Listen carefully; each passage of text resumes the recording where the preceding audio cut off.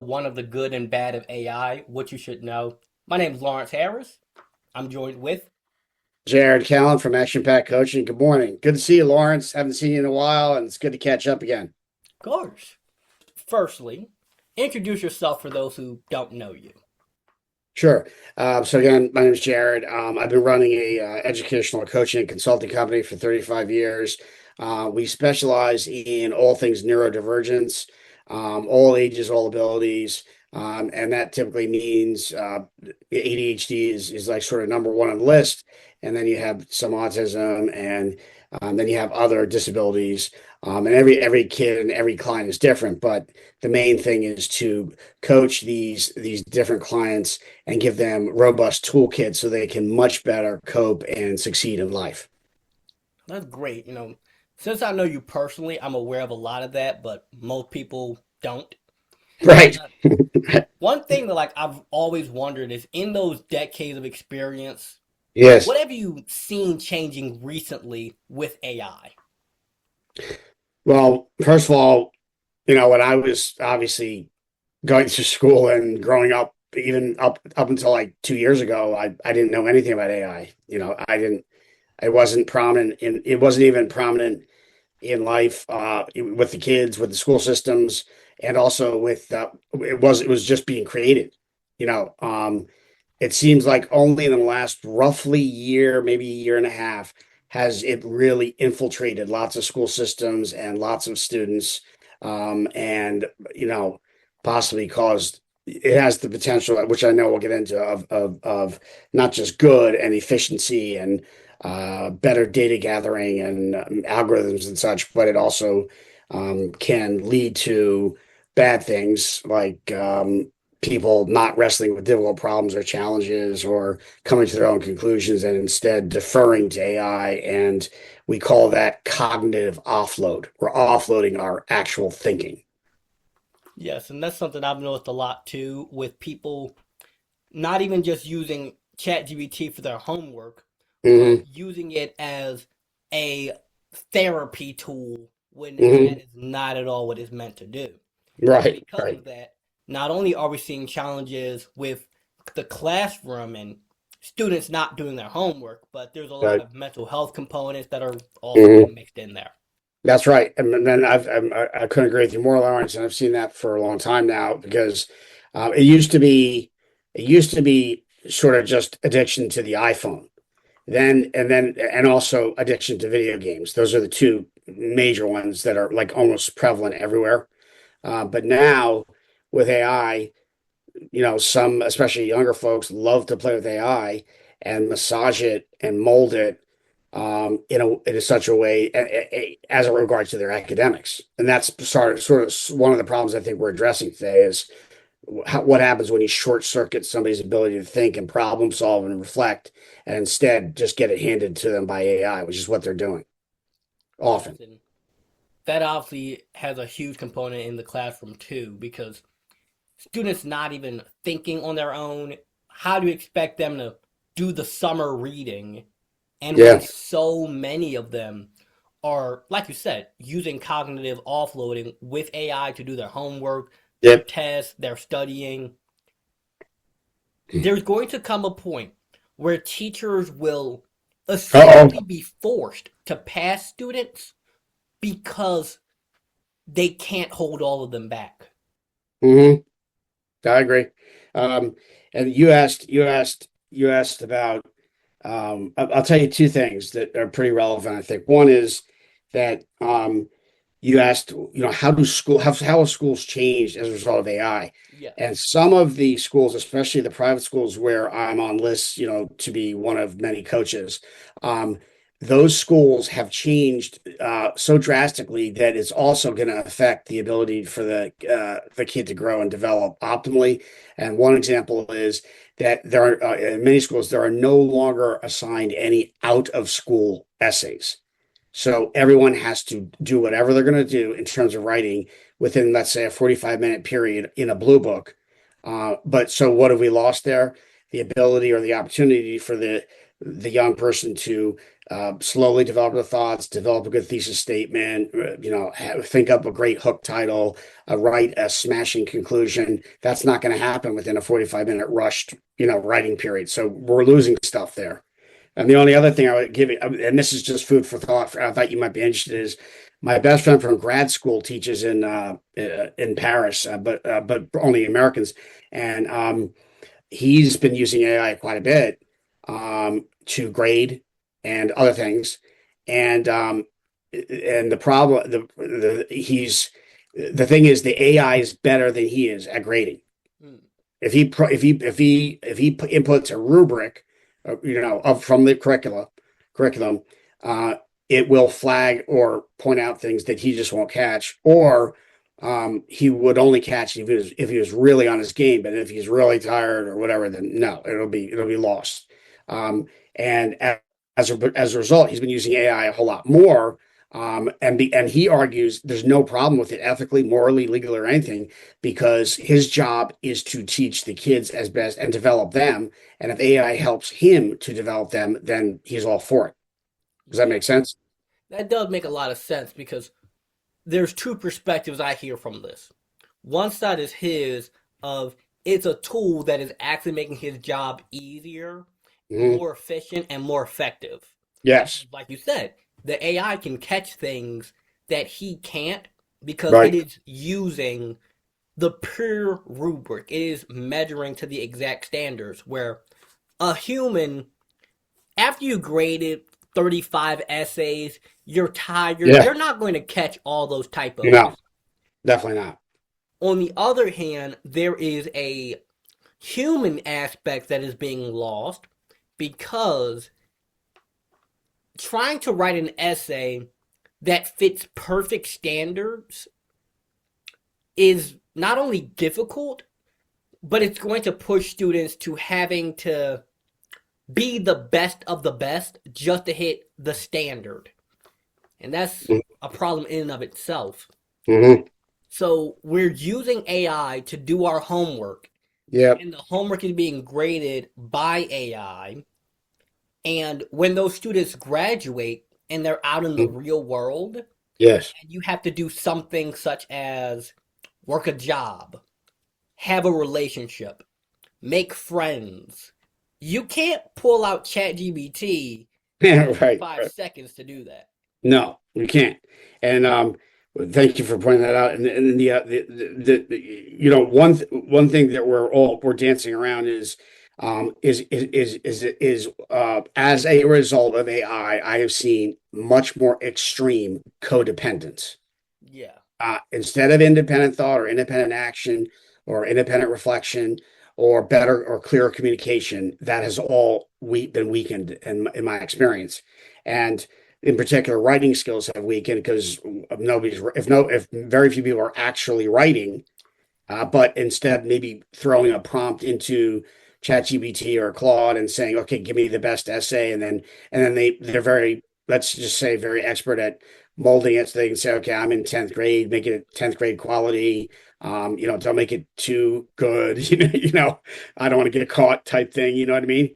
And then the only other thing, and I want to hear your thoughts is what happens ultimately over time, I think, is societally worrying or concerning because if you're relying on AI all the time, so you're stuck to your computer and you're also not thinking independently, whatever. Often you're also isolating yourself. So now we have lack of community, social anxiety issues popping up everywhere. Yes. And at a root of that too, and this applies to all young people, but especially those who are neurodiverse, there's already an aspect of difficulty with socializing. Yes, There's correct. already the aspect of you're different from the people around you Right, from right. birth. So You, you you grow have, up already with a level of people don't want to be my friend. I'm having trouble with making friends on the playground. that's right. So you're already susceptible to finding ways of coping with that isolation. And now you have a 24/7 chatbot that can Right, right. be your best friend, and it will adapt to what you uniquely want. Yeah.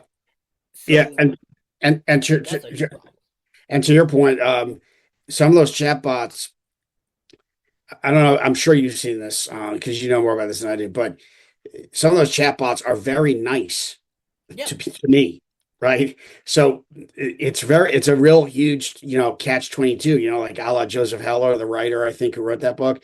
Maybe I got that wrong, but the main thing is that if you have a bot that always, as you're massaging the chat GPT or whatever, that says, great idea, let me incorporate that right now, or whatever, or good, I forgot that, or whatever. It's actually a little addictive and enticing versus dealing with a human that might be like, I don't get quite understand that, like you get 100% weird automatic AI robotic support with AI.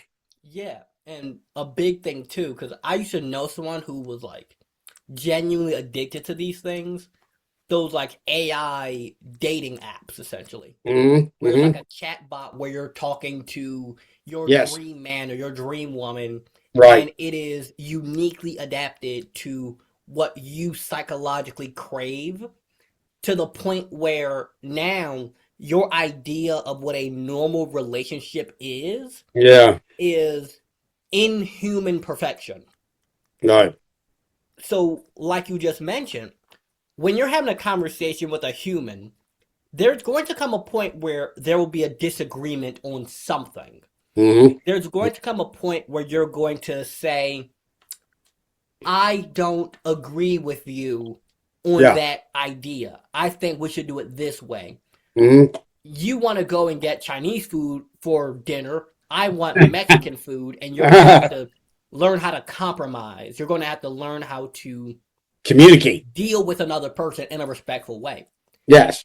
And you can't just turn the app off when you're talking to a person. That's just Right. face to face. Right. And you brought up, if I could say, you brought up a really important word there, which is respect. And respect has definitely eroded over the last, let's say, 5 to 9 years. Yeah, Sort of around the pandemic or just pre or post. So, and all I mean by respect is, kids or young people or any people saying their pleases and their thank yous, and having the manners that you alluded to, and being more human and ability to be empathetic, et cetera, versus not really knowing how they come off either verbally or on text. I get texts all the time from kids who or young people who it looks awful. They're not aware of it. So I have to actually point it out. yeah, and that's going to be a huge problem, not just for now, but think about 4 or 5 years from now when they get a job. Do I have to? Like, I'm sure you've seen it because Yeah. if you're working at, I'll just use myself as an example. When I used to Yeah, work at sure. McDonald's, I would Hmm. have a lot of people came in very disrespectful, very angry, Oh yeah. very like, Yeah, yeah. I don't know what their problem is. Maybe they got off of work and they just got fired. Maybe they had an argument with their wife. Maybe something happened to make them this way. Right. But that requires critical thinking. Yes. That requires you to get out of your own head and look at things objectively. Whereas with so much AI use, people aren't going to do that. They're going to take everything personal. They're going Yes. to think that I'm the center of the world, and they're going to think that this person needs to be what I want them to be rather than Right. you understanding that's a human. Yeah. No human is perfect. Yeah. No. Yeah. And if I could add, Lawrence, I think one huge theme we're hitting on, and it's really important right now today with you and me, is that there's knowledge, right? Like AI machines, Claude, et cetera, ChatGPT can spit out tons of great knowledge, better than let's just say, like we've been saying, better than the average human, because that's what I'm told and that's what I've experienced. Okay. But where the problem is, especially with our youth, is the application of the knowledge. It's a Yeah. missing link. The kids could say, oh, well, I just learned X or Y, but then they'll be like, now what do I do? How do I write this? Yeah, and that's the that's a very challenging part too, because like you just said, they know the information, but they don't know how to apply it. Yes. And the application part, that's something that you need to be able to synthesize the information. For example, I could tell you how to fix a car, Yeah. but you need to know where to look.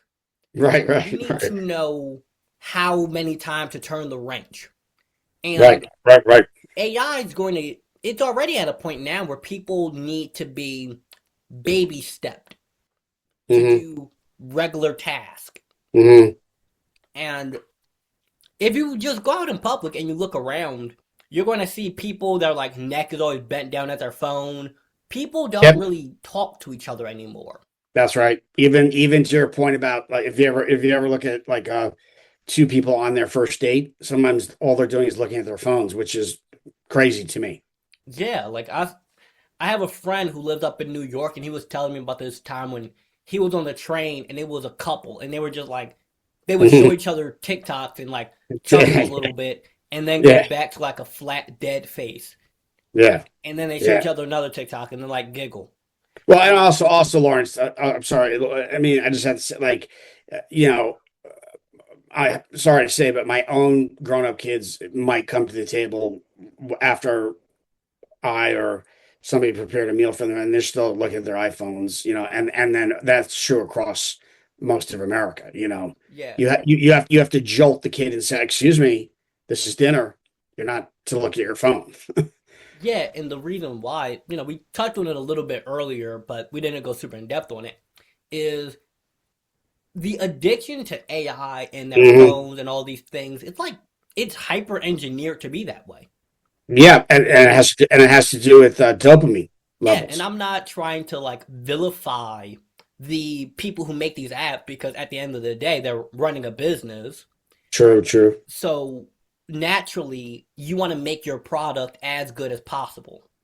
Yes. That's why Instagram and TikTok and YouTube, bright colors, big eye-catching thumbnails, Right, right, um, right, right. grabbing your Glitter, attention. glitter. Yeah, like if you asked a kid or a teenager or really anyone, hey, would you rather have a computer in your pocket that will tell you whatever you want in the nicest way possible and Yeah. treat you like a princess, or would you rather have a conversation with a person who will call you out when you're wrong? They're picking the pretty princess treatment. Right, right. Like it's Yeah. a human impulse to want to feel special. Now, the And thing, and and, and wait, I gotta say this. I'm sorry, Lawrence, and go then ahead. keep going. And to be lazy, Yeah, for like lack of a better word, just to be really lazy. yeah, like on a survival level, your brain wants you to do the most energy efficient thing Hmm. because we're still running off the same brains as we were hundreds of thousands of years ago. Yes, yes. So Good point. this is why the natural reaction to anything is avoid pain, get pleasure. Yeah. That's how we make our decisions. Yes. And the only solution to helping a young person or, an adult or whoever with getting off the phone and getting into the real world Yes. is pretty much to do the exact opposite of what your brain wants to do. Exactly. You have to force yourself to be a human. You just defined ADHD. Yeah. Because all the people I've encountered, which is hundreds over the years, they will flock to preferred tasks and they will avoid, down to the death, non-preferred tasks. And those non-preferred tasks are all the things we're talking about, like homework, quizzes, test preparation, etc. Um, and yep, so it makes sense that they're using AI because they would prefer not to do it at all. Does that make sense, or am I Yeah, it crazy? does. Sorry. We Yeah. talked about this, before the podcast a few weeks Yeah. ago, Right. that not only are people with ADHD, inclined to go to those preferred tasks rather than the unpreferred tasks, but a lot of them are incredibly smart. Yes. And the And logic cunning. is this. Cunning. Why would I do something that I know has very little return on investment? Hmm. Such as with AI, and they can see AI is taking over jobs like Hmm. finance, Hmm. um, a lot of things, customer service jobs, a Lots of things. lot of Yeah. things are being taken over by AI. A lot of corporate. Yeah. So, why would I put the mental and physical effort in to do this homework when I can look at factual evidence that the job I'm being told to get probably won't exist in 5 years? Hmm. So, like we are saying, you have to force yourself to be human. Hmm. And when you have a phone that is, super easily accessible, Yeah. you have a computer that is accessible, you have a TV, a radio, a all these things that are just so addictive, forcing Yes. yourself to stop using it or use it in moderation Hmm. is an actual addiction process. Yeah. That's right. That's right. And you're absolutely correct. And the thing is that um, the ultimate problem is that AI helps people to be able to successfully choose the path of least resistance, which is, whatever, make it easier and easier for me. Yeah, and it's also that because it's the path of least resistance, when you look underneath the surface on, okay, why are they using it so much? The Yes. obvious examples are, I don't want to do my homework. I'd rather have ChatGPT do it. Yeah. I don't want to read the summer book. I'd rather just Yeah. have ChatGPT summarize it. Definitely. Like, I don't want to put in the effort there. But then you have people who are using it as like a friend because they don't have friends at school. They don't have people they relate to. They're getting bullied. They're having mental health challenges. Yes. They feel lonely and they need someone to talk to, but they don't have anybody. So they withdraw themselves and they use the AI to be a pseudo therapist. Yes. And Okay. There's one other thing, if might I go ahead. add, with AI, there's another huge problem with AI that we haven't touched on yet, but it's huge, which is that AI is not always accurate. And Yeah. so, and so what happens is sometimes, um, the inaccuracy. So okay, I'll give you a perfect example. I was coaching a young woman maybe 2 years ago, and all she did was always use AI. So then I asked, I said, I just trotted out the thought. I said, do you think you could try the next essay, not using AI? And she said, I will definitely not do that. I said, well, why not? She said, because she got her English major roommate about a few months before that to actually write a paper, or, using no auto or anything, no AI, no tech, no nothing, right? And then the result was, once my student submitted the paper that her roommate actually humanly wrote, a very good student, it was flagged as having been gone through AI, but it had not been gone through, it had not been developed through AI. So that told my student, no way. If, like, why would I compose my own thoughts, feelings, or pick my own vocabulary or check thesource.com if I might get flagged by AI after doing it myself? This is huge. Yeah. They're essentially getting, yeah. My mic just went out for a second there. They're That's good. essentially getting punished for being too good. And that leads into another problem where your student was just one small example of it, but because teachers are using AI to check the work, Hmm. and a word such as onomatopoeia, Hmm. most people cannot define that word. Right. So if you were to put that into a high school essay Right. Right. and the teacher is checking it with AI, they're going to think that, oh, you use ChatGPT to write this, when no, you actually know that onomatopoeia is the word for Hmm. sound effects in a comic book. Hmm. And you were writing your essay about the history of superheroes. Right. And you bring up a great point, because I've had many instances where the student or client chose to use AI, even though I asked them to really do most or all of it by themselves. And so then what happened is, they didn't listen and they submitted it. And then all of a sudden they found themselves in front of, let's say, the grade dean, with the paper in front of him, right? And then he just simply looks at the student and says something. He puts maybe one or two words out of what he or she presented and submitted. Like, let's two things happened. One word was pejorative, and so all the dean all he said was, "Hey Billy, what does pejorative mean?" Silence. That's the problem. Then on another student, he said, "Hey, Emily, what does the word disingenuous mean? Actually, no answer." So this is a prevalent and growing problem. And then what happens is the kids get zeros, they can't rewrite anything, and the parents are really annoyed, and then tuition becomes in question. You see how it mushrooms Yeah. into a huge problem. And I can already see how when you mention the word tuition, this is applying to like college, private Hmm. schools, that kind of sector. That's right. Right. When we start looking at public schools who Hmm. don't have the financial resources to put things in place, Right. the issue becomes even more prevalent there, where you already have students who are, a lot of them are financially disadvantaged, Yes.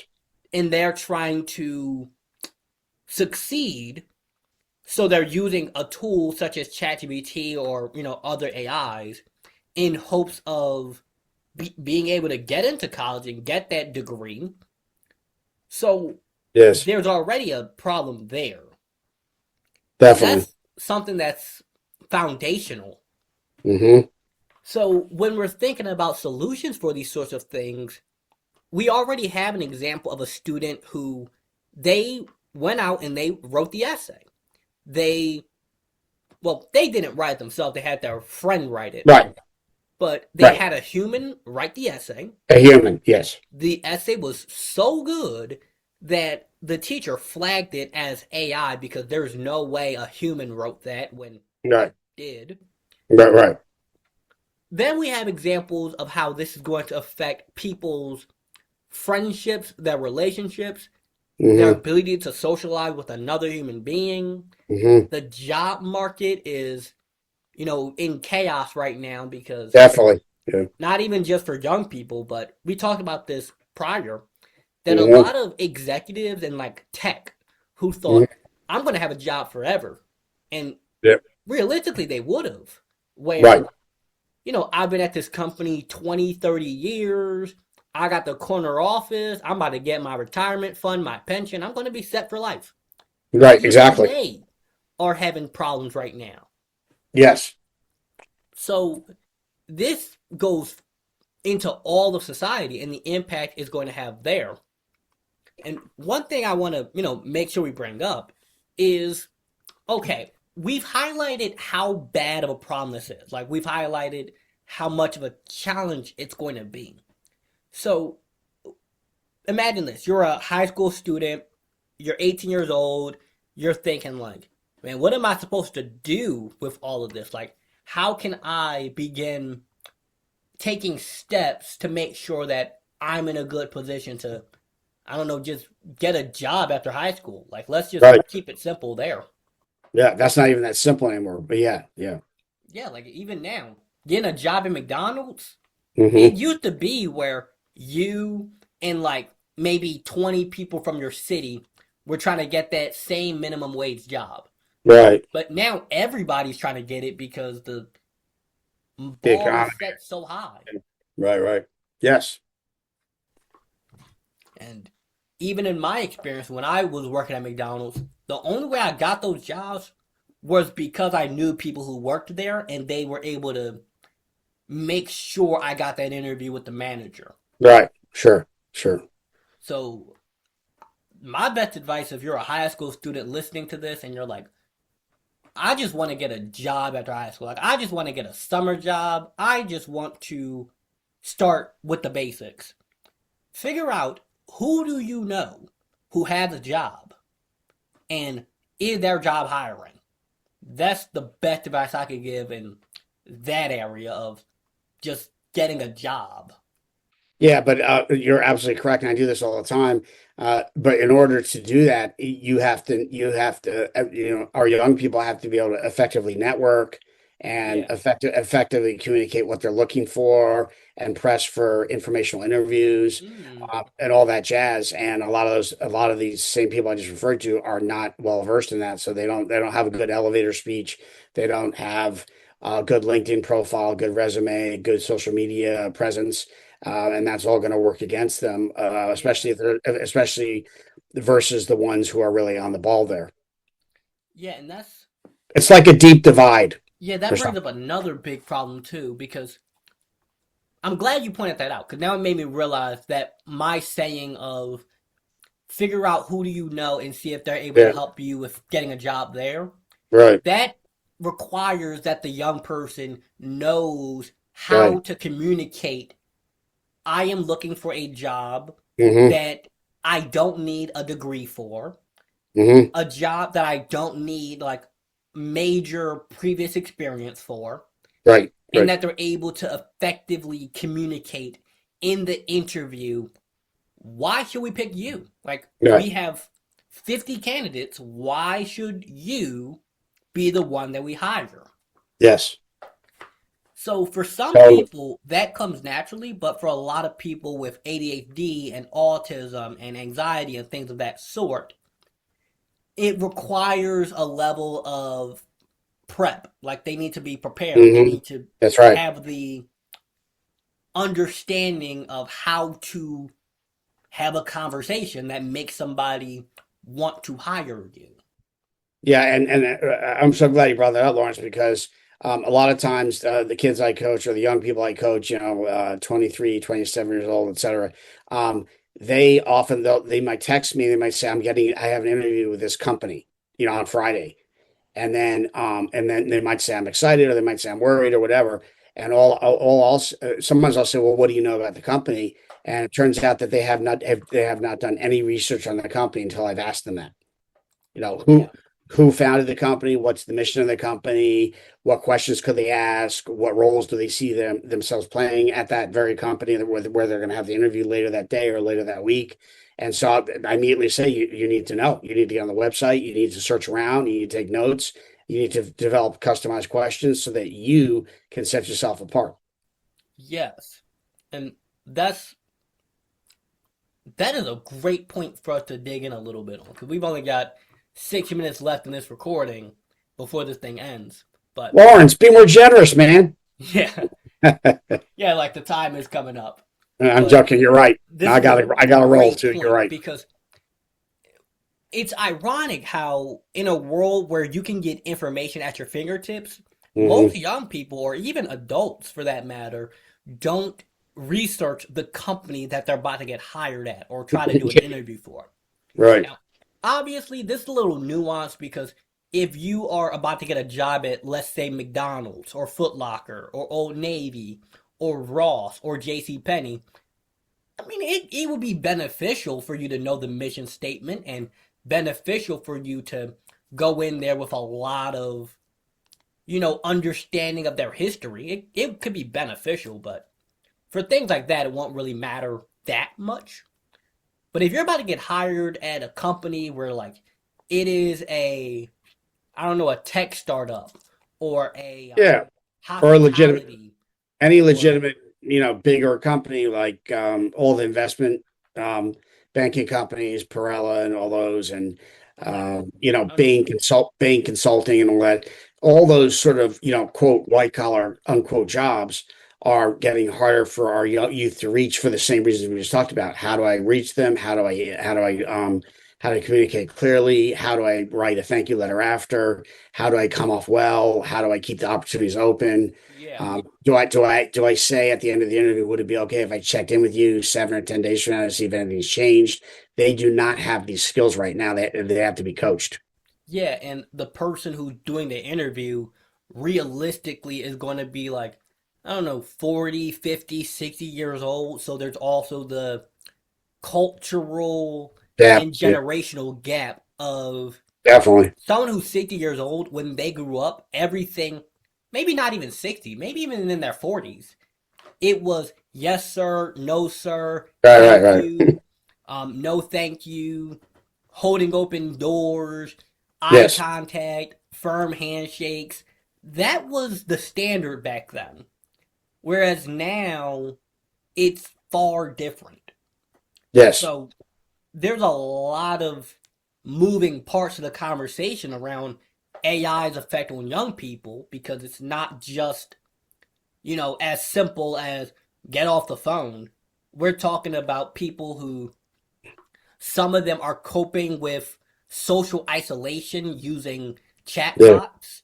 yep, Others are using it for homework help because they are, inclined to avoid undesirable tasks.